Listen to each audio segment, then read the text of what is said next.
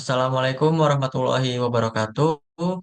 Perkenalkan kami dari kelompok 6 akan mempresentasikan tentang accounting system. Sebelum itu, perkenalkan nama saya Aprizal Aditya Komaula dengan NPM akhir 213. Perkenalkan, saya Raka Wijaya Gusti Yasmin dengan NPM akhir 176.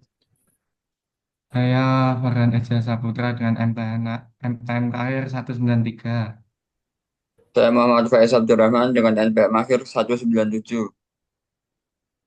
Saya Fauzan Nur Saputra dengan MPM terakhir 200.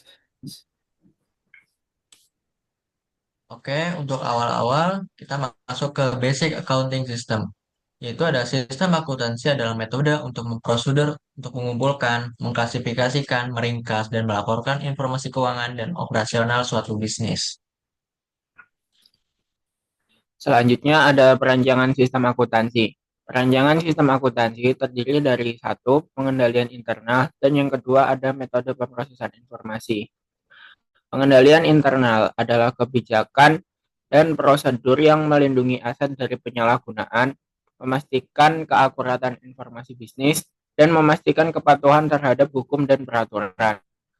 Lalu selanjutnya adalah metode pemrosesan. Metode pemrosesan adalah cara sistem akuntansi mengumpulkan, meringkas, dan melaporkan informasi akuntansi. Metode-metode ini dapat berupa manual maupun terkomputerisasi.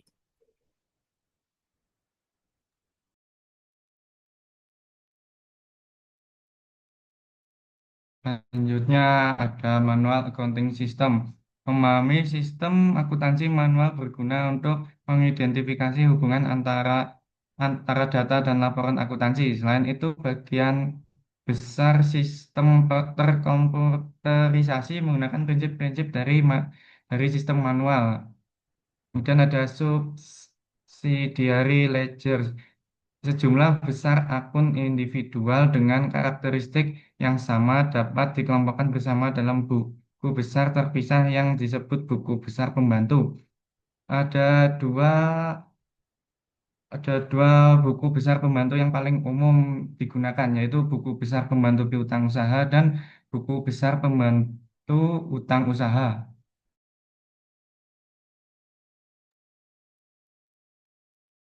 Lalu selanjutnya ada special journal atau jurnal khusus. Jurnal khusus dirancang untuk mencatat satu jenis transaksi yang sering terjadi. Misalnya, karena sebagian besar bisnis memiliki banyak transaksi yang melibatkan pembayaran tunai, mereka kemungkinan akan menggunakan jurnal khusus untuk mencatat pembayaran tunai. Lalu selanjutnya ada revenue journal atau jurnal penerimaan. Biaya yang dapat biaya yang diperoleh dari rekening akan dicatat dalam jurnal pendapatan. Biaya tunai yang diperoleh akan dicatat dalam jurnal penerimaan kas. Lalu selanjutnya ada cash receipt journal. Semua transaksi yang melibatkan penerimaan kas dicatat dalam jurnal penerimaan kas.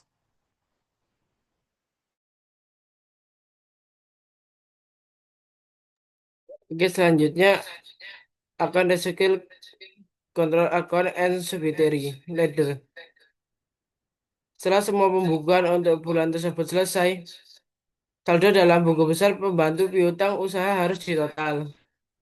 Total ini dapat diringkas dengan daftar saldo pelanggan terpisah. Total ini kemudian harus dibandingkan dengan saldo akun pengendalian piutang usaha dan buku besar. Jika akun pengendalian dan akun besar pembantu tidak sesuai, berarti telah terjadi kesalahan dan harus ditemukan serta diperbaikan. Selanjutnya, proses jurnal. Semua pembelian secara kredit dicatat dalam jurnal pembelian. Pembelian tunai akan dicatat dalam jurnal pembelian tunai. Selanjutnya, cash payment journal. Semua transaksi yang melibatkan pembayaran tunai dicatat dalam jurnal pembayaran tunai. Lalu yang terakhir ada accounts payable control account and subsidiary ledger. Setelah semua pembukuan selesai untuk bulan tersebut, saldo dalam buku besar pembantu utang usaha harus ditotal. Nah, total ini itu dapat diringkas dalam jadwal saldo kreditur yang terpisah. Total tersebut lalu harus dibandingkan dengan saldo akun pengendali utang usaha dalam buku besar. Jika akun pengendali dan buku besar pembantu tidak sesuai, berarti telah terjadi kesalahan dan harus ditemukan serta harus segera diperbaiki. Terima kasih. Sekian presentasi dari kelompok kami terkait materi sistem akuntansi. Kami pamit undur diri. Wassalamualaikum warahmatullahi wabarakatuh.